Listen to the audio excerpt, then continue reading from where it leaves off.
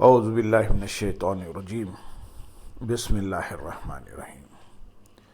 برادران عزیز و معزز خواتین، ہماری یہ نشست دوسری نشست ہے بضمن تلاوت قرآن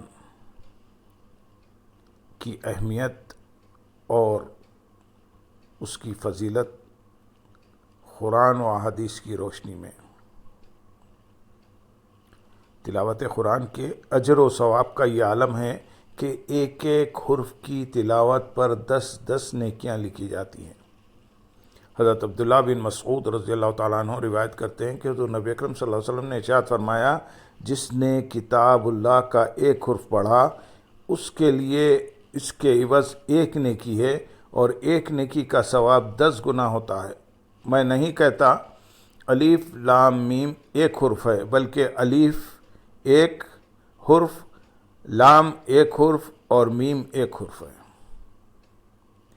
یعنی الف لام میم کہنے سے 30 نیکیاں حاصل ہوتی ہیں۔ تلاوت قرآن کی برکت سے سکینہ نازل ہوتا ہے۔ حضرت برا رضی اللہ تعالیٰ عنہ روایت بیان کرتے ہیں کہ ایک شخص سورہ کہف پڑھ رہا تھا اور اس کے قریب ہی ایک گھوڑا 2 رسیوں سے بندھا ہوا تھا۔ اتنے میں ایک بادل اس پر سایہ فگن ہو گیا، وہ بادل قریب ہوتا گیا اور اس کا گھوڑا بدکنے لگا۔ جب صبح ہوئی وہ حضور نبی اکرم صلی اللہ علیہ وسلم کی خدمت میں حاضر ہوا اور آپ صلی اللہ علیہ وسلم سے اس کا تذکرہ کیا۔ آپ صلی اللہ علیہ وسلم نے فرمایا وہ سکینہ تھی جو تلاوت قرآن کے باعث اتری تھی۔ سکینہ سے مراد اللہ کی عطا کردہ وہ رحمت و طمانینت ہے جو قرآن حکیم کی تلاوت کرنے والے کے دل پر نازل ہوتی ہے اور وہ سکون محسوس کرتا ہے۔ فرشتے تلاوت قرآن سننے کے لیے زمین پر اترتے ہیں۔ حضرت ابو سعید خدری رضی اللہ تعالیٰ عنہ سے مروی ہے کہ اسید بن حضیر رضی اللہ تعالیٰ عنہ نے بیان کیا کہ وہ رات کے وقت سورۃ البقرہ پڑھ رہے تھے اور نزدیک ہی ان کا گھوڑا بندھا ہوا تھا۔ اسی اثناء میں گھوڑا بدکنے لگا، وہ خاموش ہو گئے تو وہ بھی رک گیا۔ وہ دوبارہ پڑھنے لگے تو گھوڑا پھر بدکنے لگا، وہ پھر خاموش ہو گئے تو گھوڑا بھی ٹھہر گیا۔ جب تیسری بار پڑھنے پر بھی گھوڑا بدکا تو وہ رک گئے، کیونکہ ان کا صاحبزادہ یحییٰ گھوڑے کے قریب سویا ہوا تھا اور انہیں ڈر ہوا کہ گھوڑا اپنے سموں سے اسے کچل نہ دے۔ جب وہ لڑکے کو ہٹا چکے تو آسمان کی جانب دیکھا، لیکن انہیں کچھ نظر نہ آیا۔ صبح کے وقت حضور نبی اکرم صلی اللہ علیہ وسلم سے یہ واقعہ عرض کیا گیا۔ آپ صلی اللہ علیہ وسلم نے ارشاد فرمایا، اے ابن حذیر پڑھو، اے ابن حذیر پڑھو۔ وہ عرض گزار ہوئے، یا رسول اللہ صلی اللہ علیہ وسلم، مجھے خدشہ لاحق ہوا کہ کہیں وہ یحییٰ کو نہ کچل دے جو قریب ہی سویا ہوا تھا، لہذا میں نے سر اٹھا کر دیکھا اور اس کے پاس جا کر اسے ہٹایا۔ پھر میں نے آسمان کی جانب نگاہ اٹھائی تو ایک چھتری جیسی چیز دیکھی جس میں چراغ کی مانند کوئی چیز روشن تھی۔ جب میں باہر نکلا تو کوئی چیز نظر نہیں آ رہی تھی۔ فرمایا تم جانتے ہو وہ کیا چیز تھی؟ انہوں نے نفی میں جواب دیا۔ آپ صلی اللہ علیہ وسلم نے فرمایا وہ فرشتے تھے، اگر تم تلاوت جاری رکھتے تو وہ بھی صبح تک اس طرح رہتے اور لوگ بھی واضح طور پر ان کا مشاہدہ کرتے۔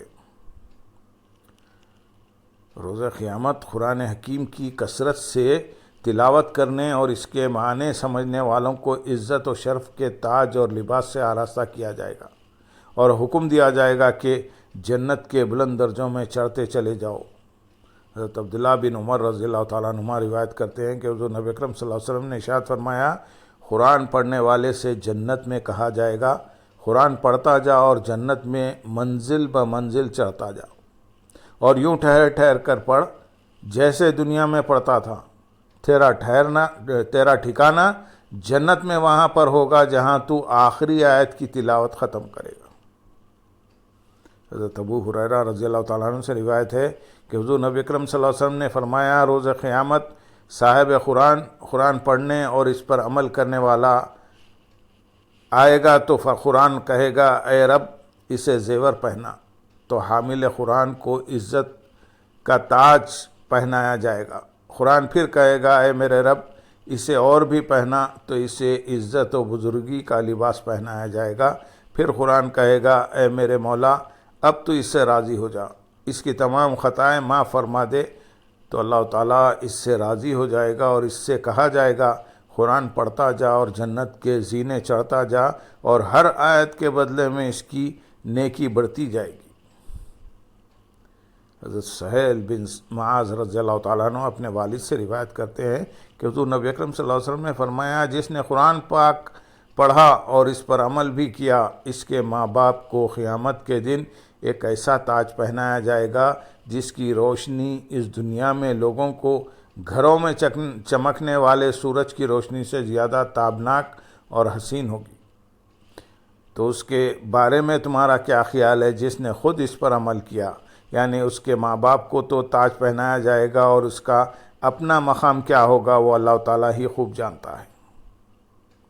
حضرت عائشہ رضی اللہ تعالیٰ عنہ بیان کرتی ہیں کہ حضور نبی اکرم صلی اللہ علیہ وسلم نے فرمایا، جنت کے درجات قرآن کی آیات کی تعداد کے برابر ہیں، پس جنت میں داخل ہونے والوں میں سے کوئی ایک بھی درجے میں قرآن پڑھنے والے سے اوپر والے درجے میں نہیں ہوگا۔ اس حدیث مبارکہ سے معلوم ہوا کہ محب قرآن کو جنت میں انبیاء کے درجے میں ان کی سنگت نصیب ہوگی۔ اللہم صلی علی سیدنا محمد وعلی آلہ سیدنا محمد وبارک وسلم۔ روز قیامت تلاوت قرآن کا اہتمام کرنے والوں اور اس کے معنی سمجھنے والوں کی شفاعت قرآن حکیم خود فرمائے گا۔ حضرت عبداللہ بن عمر رضی اللہ تعالیٰ عنہ بیان کرتے ہیں کہ حضور نبی اکرم صلی اللہ علیہ وسلم نے فرمایا، قیامت کے دن صیام رمضان اور قرآن دونوں بندے کے لیے شفاعت کریں گے۔ صیام رمضان کہیں گے، اے میرے رب، ہم نے اس شخص کو دن کے وقت کھانے پینے اور دوسری نفسانی خواہشات سے روکے رکھا، پس تو اس شخص کے متعلق ہماری شفاعت قبول فرما۔ اور قرآن فرمائے گا، اے میرے رب، میں نے اس شخص کو رات کے وقت جگائے رکھا، پس اس کے متعلق میری شفاعت کو قبول فرما۔ آپ صلی اللہ علیہ وسلم نے فرمایا، پس ان دونوں کی شفاعت قبول کی جائے گی۔ حضرت ابو ہریرہ رضی اللہ تعالیٰ عنہ بیان کرتے ہیں، اے لوگو، قرآن پڑھو، بے شک قرآن قیامت کے روز نہایت ہی اچھا شفاعت کرنے والا ہے۔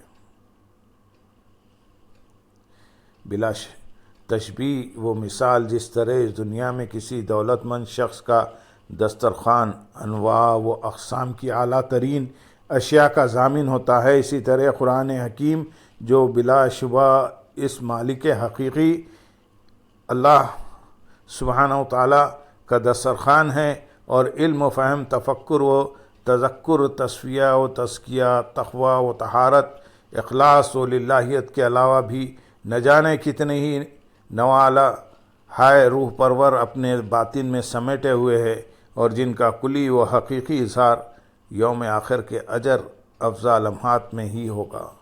پس جو اس دسترخوان میں شامل ہو گیا وہ امن پا گیا۔ حضرت عبداللہ رضی اللہ تعالیٰ عنہ سے روایت ہے، وہ بیان کرتے ہیں، بے شک یہ قرآن اللہ تعالیٰ کا دسترخوان ہے، پس جو اس دسترخوان میں شامل ہو گیا اسے امن نصیب ہو گیا۔ حضرت عبداللہ بن مسعود رضی اللہ تعالیٰ عنہ حضور نبی اکرم صلی اللہ علیہ وسلم سے روایت کرتے ہیں کہ آپ صلی اللہ علیہ وسلم نے فرمایا، بے شک یہ قرآن اللہ تعالیٰ کا دسترخوان یعنی عطیہ و نعمت ہے، جہاں تک ممکن ہو اس کی دعوت قبول کرو۔ یہ قرآن اللہ تعالیٰ کی رسی، چمکتا دمکتا نور اور ہر روگ و پریشانی کا نفع بخش علاج ہے۔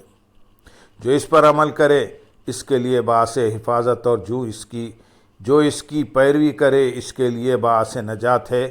یہ جھکتا نہیں کہ اس کو کھڑا کرنا پڑے، ٹیڑھا نہیں ہوتا کہ اس سیدھا کرنا پڑے، اس کے عجائب، رموز و اسرار، نکات و حکم کبھی ختم نہ ہوں گے، اور بار بار کثرت سے پڑھتے رہنے سے بھی سیر نہیں ہوتا، یعنی اس سے دل نہیں بھرتا۔ اس کی تلاوت کیا کرو کیونکہ اللہ تعالیٰ اس کی تلاوت پر تمہیں ہر حرف کے عوض 10 نیکیوں کا اجر عطا فرماتا ہے۔ یاد رکھو، میں یہ نہیں کہتا کہ الف لام میم ایک حرف ہے، بلکہ الف ایک حرف ہے، لام ایک حرف ہے اور میم ایک حرف ہے۔